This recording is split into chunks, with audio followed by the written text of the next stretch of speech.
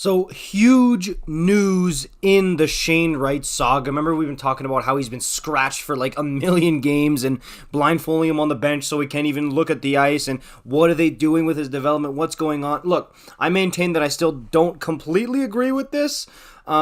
Because but I do understand the logic behind it, okay? And you're wondering what I'm talking about. The Seattle Kraken have sent Shane Wright to the AHL Coachella Valley on a 14-day conditioning loan. After that conditioning loan in the AHL is up, they can either call him back up to the NHL or send him down to the OHL. And again, remember what's coming around Christmas time? It's the World Juniors. He's most likely... his name is going to be mentioned in those talks. We'll see if Seattle lets him go or not. But again, depends how he plays in Coachella Valley, which, by the way, that's just nuts that they have a team over there in the AHL. But again, to me, I'm like, okay, I guess this is what they wanted. They wanted to keep him scratched, but also keep him on the Seattle Kraken roster enough for him to qualify for this conditioning loan. So I do get it in that sense, and they want to see how he plays against men, but just not at the highest level, being the NHL.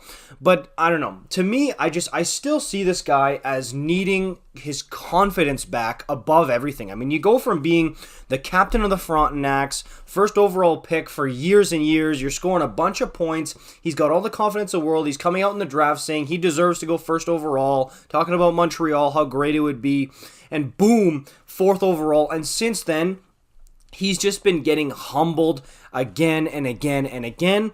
So to me, what if he goes to the AHL here and in 14 days, like let's say he plays 4, 5, 6 games, what if he doesn't get any points? What if he gets 1 point?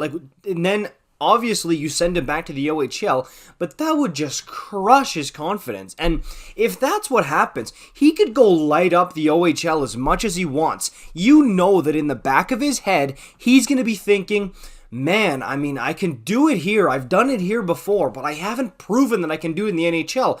Can I do it in the NHL? Am I just good because it's the OHL? Like, those type of thoughts are going to run through his mind. And because he never got to bring himself out of that adversity of being scratched a lot of times and only getting 1 point, like, he's not sure how he's going to handle it the next time. Like, what happens the next time he goes through a slump in the NHL? Is he going to get scratched a bunch again? Is he going to not be able to take himself out of it? Like, this is stuff that you need to let the kid work through and fight his way out of, right? Like, I don't know. To me, that's why this is dangerous. A lot of people are saying, oh, this is such a great move for his development. Yes, Seattle knew what they were doing. This has a lot of risks.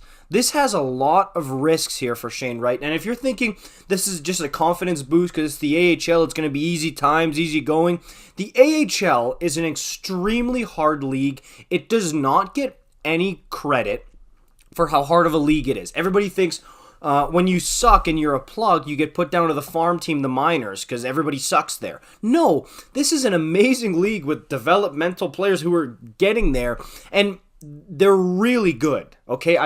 I didn't truly appreciate the AHL until this year when the Wranglers came to town for the Flames, and I'm seeing these teams, and I'm like, dude, it makes sense when you think about it logically, but they're almost NHL level.